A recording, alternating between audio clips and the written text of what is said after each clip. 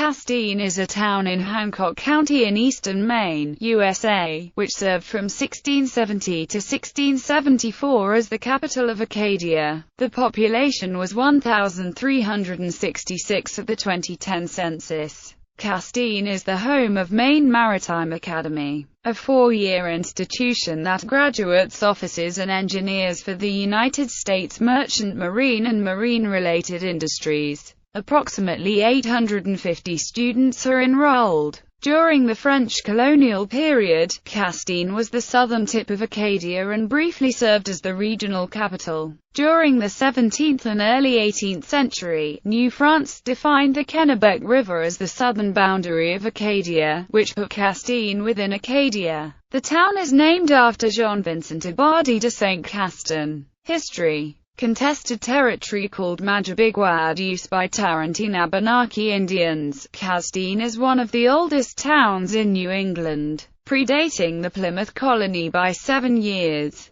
Situated on Penobscot Bay, it is near the site of Fort Pentagouet, which many consider to be the oldest permanent settlement in New England. Few places in New England have had a more tumultuous history than Castine, which proclaims itself the battle line of four nations, its commanding position at the mouth of the Penobscot River estuary, a lucrative source of furs and timber, as well as a major transportation route into the interior, made the peninsula occupied by the present-day town of Castine of particular interest to European powers in the 17th century. Majabigwadus changed hands numerous times with shifting imperial politics. At one time or another, it was occupied by the French, Dutch and England's Plymouth colony. Castine was founded in the winter of 1613, when Claude de Saint-Étienne de la Tour established a small trading post to conduct business with the Tarantine Indians. After the trading post was established at Castine, a raid by English Captain Samuel Argall at Mount Desert Island in 1613 signaled the start of a long-running dispute over the boundary between French Acadia to the north and the English colonies to the south. There is evidence that de la Tour immediately challenged the English action by re-establishing his trading post in the wake of Argall's raid. Captain John Smith charted the area in 1614 and referred to French traders in the vicinity. In 1625, Charles de Saint-Étienne de la Tour erected a fort named Fort Pentagouet. English colonists from the Plymouth colony seized it in 1628, and made it an administrative outpost of their colony. Colonial Governor William Bradford personally traveled there to claim it. In 1635, it was retaken by the French and again incorporated into Acadia. Governor Isaac de Razilly sent Charles de Menau de Aulnay de Charnisay to retake the village. In 1638, de Aulnay built a more substantial fort named Fort Saint-Pierre. Emmanuel Le Bourgneuf with 100 men raided the settlement in 1653. Major General Robert Sedgwick led 100 New England volunteers and 200 of Oliver Cromwell's soldiers on an expedition against Acadia in 1654. Before taking its capital Port Royal, Sedgwick captured and plundered the French settlement at Pentagouet. The English occupied Acadia for the next 16 years. In 1667, after the Treaty of Breda brought peace, French authorities dispatched the Baron Jean-Vincent de Saint-Castin to take command of Pentagouet. The Baron married an Abenaki woman, the daughter of the sachem Modokawando. She adopted the French name Matilda and bore him 10 children. The Baron became a widower and then married another Abenaki woman named Marie Pidiwamiska who bore him 2 additional children. Castine soon became a force in colonial trade and diplomacy. During the Franco-Dutch War, the Dutch turned the fort's cannon on its own walls and destroyed most of it after the Second Siege. Castine himself retook it in 1676 and renamed the town Bagadus, a shortened version of Majabigwadus. During King William's War, Castine's settlement was plundered by English Governor Sir Edmund Andros in 1688.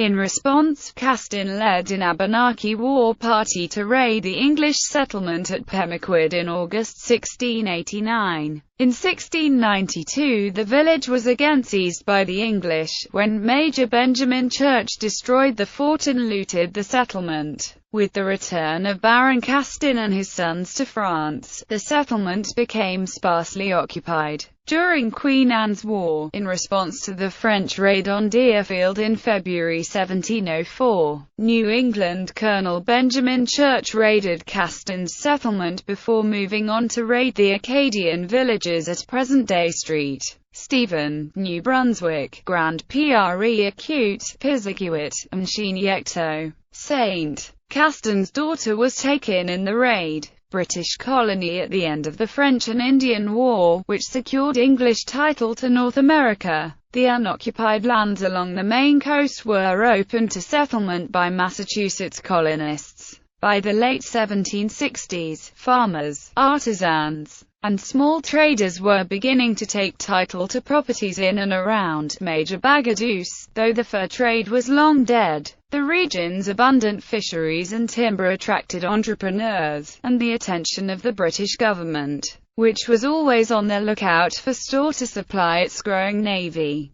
Bagaduce was especially valuable for supplying timber suitable for masts on British warships. American Revolution. In early July 1779, nearly 3 years after the American patriots had declared independence from Britain, a British naval and military force under the command of General Francis Maclean sailed into Castine's commodious harbor, landed troops, and established the colony New Island. They began erecting Fort George on one of the highest points of the peninsula. Alarmed by this incursion, the Massachusetts legislature dispatched what became known as the Penobscot Expedition. The military expedition consisted of a fleet of 19 armed vessels and 24 transports, carrying 344 guns, under Dudley Saltonstall, and a land force of about 1,200 men, under General Solomon Lovell, seconded by Gen.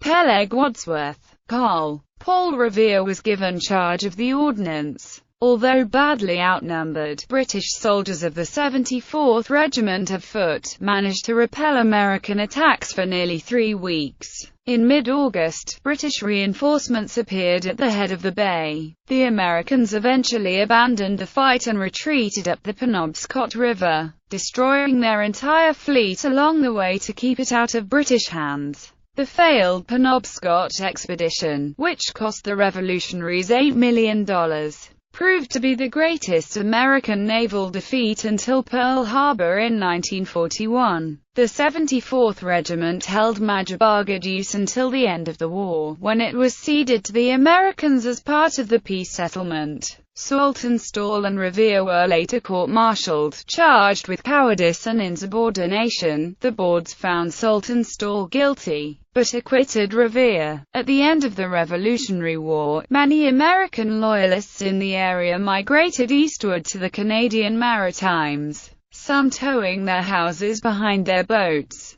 Subsequently known as United Empire Loyalists, they crossed the newly established international boundary line of the St. Croix River and established St. Andrews, one of the oldest towns in New Brunswick. In addition, many soldiers of the 74th chose to be disbanded in St. Andrews, and took up land grants there along with the Loyalists, rather than return to Britain. Incorporation. In 1762, the Provincial General Court granted the land, designated as Township No. 3, commonly known as Major Bagaduce or Major Bagaduce, to a group of proprietors. After some disputes concerning the proprietors' claims to the land, the General Court of Massachusetts recognized Township No. 3 and incorporated it as the town of Penobscot in 1787. Penobscot then included what are now the towns of Castine, Penobscot, and Brooksville. On February 10, 1796, the Commonwealth of Massachusetts passed an act which separated Penobscot into the towns of Castine and Penobscot.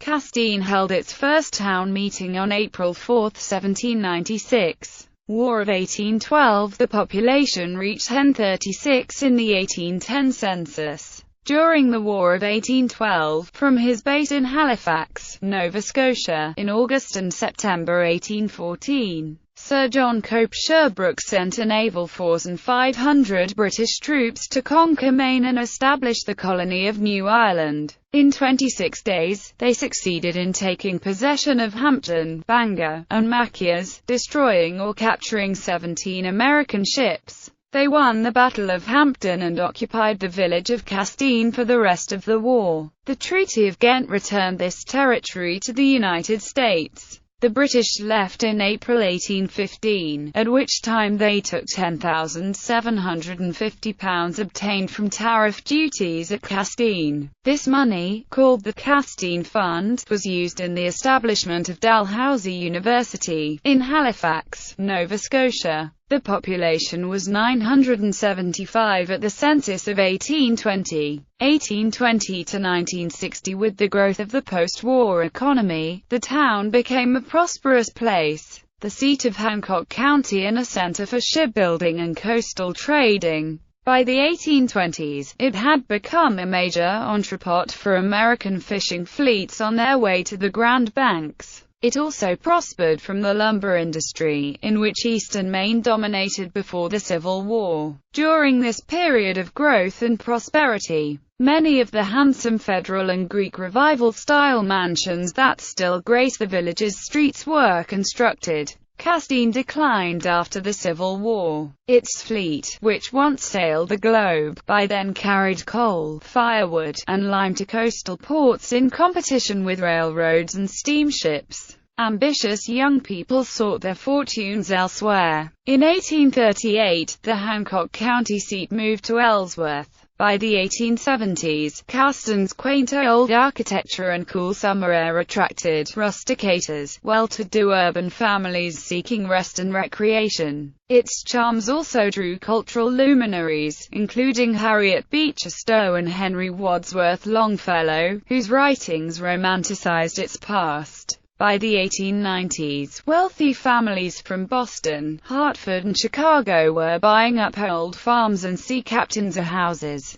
Hotels and inns opened as Castine became a flourishing summer colony. Since 1867, it had been site of the Eastern State Normal School. In the 1930s, the Great Depression and the automobile killed off the hotel trade, the steamship lines that had linked coastal towns and islands, and the local fishing industry. The fortunes of the community did not revive until the 1960s, with the rediscovery of the town's charms by a new generation of summer tourists. 1980s-2000s. A key element in the revival of Castine has been the expansion of the Maine Maritime Academy. Established in 1941 to train merchant seamen, by the 1980s the academy offered a range of courses in engineering, management, transportation, and nautical and ocean science. Its campus, once the home of the Eastern State Normal School, features a library and extensive athletic facilities.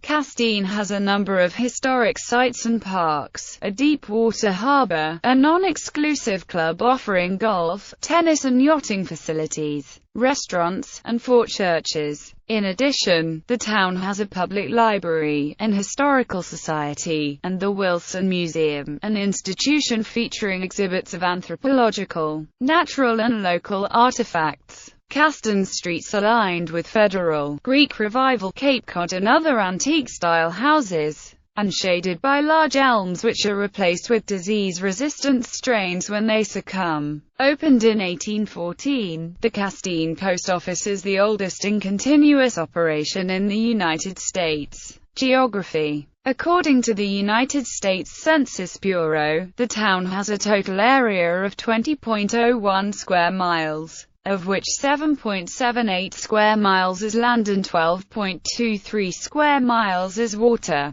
Castine is drained by the Bagajus River estuary. The town is crossed by State Routes 166 and 166A. Situated on a peninsula in Penobscot Bay, Castine is bordered by the town of Penobscot to the northeast, Brooksville across the Bagajus River to the southeast, and near Islesboro to the southwest. Demographics. 2010 census. As of the census of 2010, there were 1,366 people, 380 households, and 193 families residing in the town. The population density was 175.6 inhabitants per square mile. There were 704 housing units at an average density of 90.5 per square mile. The racial makeup of the town was 96.7% white, 0.5% African American, 0.1% Native American, 1.1% Asian, 0.4% from other races,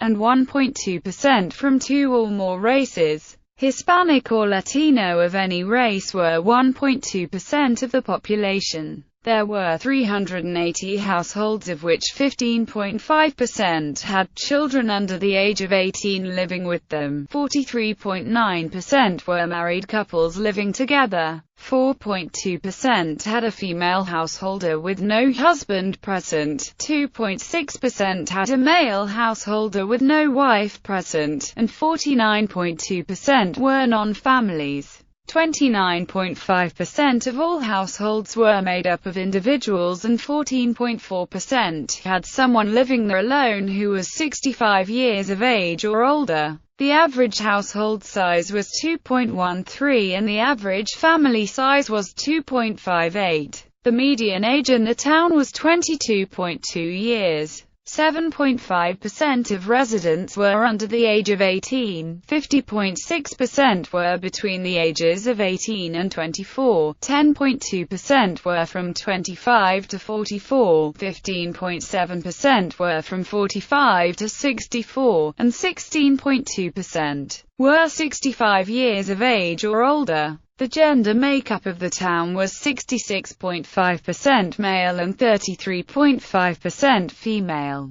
2000 census. As of the census of 2000, there were 1,343 people, 372 households, and 222 families residing in the town. The population density was 172.2 people per square mile. There were 649 housing units at an average density of 83.2 per square mile. The racial makeup of the town was 97.10% white, 0.67% African American, 0.60% Native American, 0.74% Asian, 0.22% from other races, and 0.67% from two or more races. Hispanic or Latino of any race were 0.60% of the population. There were 372 households, out of which 18.0% had children under the age of 18 living with them. 49.2% were married couples living together. 7.0% had a female householder with no husband present, and 40.3% were non-families.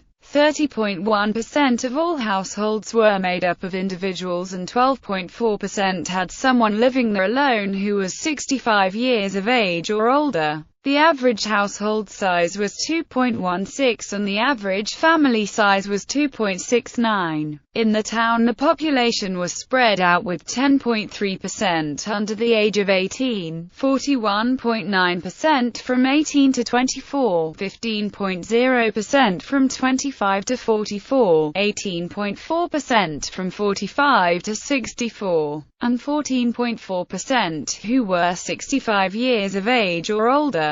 The median age was 24 years. For every 100 females there were 186.4 males. For every 100 females age 18 and over, there were 196.8 males. The median income for a household in the town was $46,250, and the median income for a family was $65,500. Males had a median income of $36,250 versus $30,893 for females. The per capita income for the town was $20,078. About 3.2% of families and 12.0% of the population were below the poverty line, including 10.9% of those under age 18 and 4.7% of those age 65 or over. Sites of interest: Castine Historical Society and Museum, Wilson Museum, Castine Scientific Society. Notable people: Philip Booth, poet, educator; Noah Brooks, journalist, biographer; Deborah Joy Corey, author; Carl Ferdinand Corey, biochemist; Peter Davis, Academy Award-winning film director; Molly Dewson, activist, feminist, America's first female political boss; Germaine Doucet, military officer; David Hall, sound archivist; Elizabeth Hardwick, writer, literary critic; Catherine Butler Hathaway, writer; Robert Lowell, poet; Mary McCarthy, novelist; Don McLean, singer and songwriter; Benjamin Milliken, American loyalist; Bernard Anselme de Bardi de Saint-Castin, military officer; Jean-Vincent de Bardi de Saint-Castin, military officer; Joseph de Bardi de Saint-Castin, military officer; Claude de Saint-Étienne de la Tour, trader; Richard Rosen, state senator; Hezekiah Williams, U.S. congressman. Bibliography: History of Castine, Penobscot, and Brooksville, Maine, including the ancient settlement of Pentegoth, by George Augustus Wheeler. Published 1875. Bucher, George E. 2002. The Penobscot Expedition. Commodore Saltonstall and the Massachusetts Conspiracy of 1779. Annapolis, M.D. Naval Institute Press. Bourne, Russell. 1989. The View from Front Street.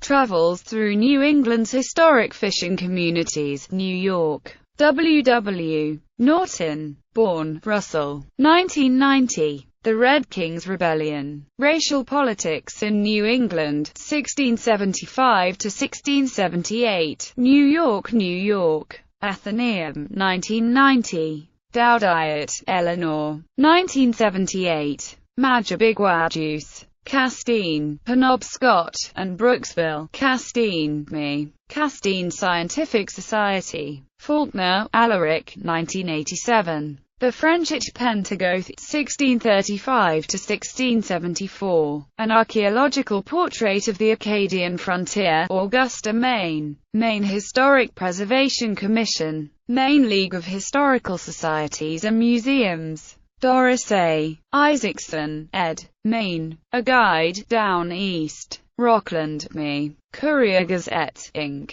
pp. 349 to 351. Wasson, George Savary. 1932. Sailing Days on the Penobscot. The river and bay as they were in the old days, with a record of vessels built there, compiled by Lincoln Colcord. Salem, M.A. Marine Research Society, 1932. Wheeler, George A. 1923. History of Castine. Battle Line of Four Nations, Cornwall, N.Y. Privately printed.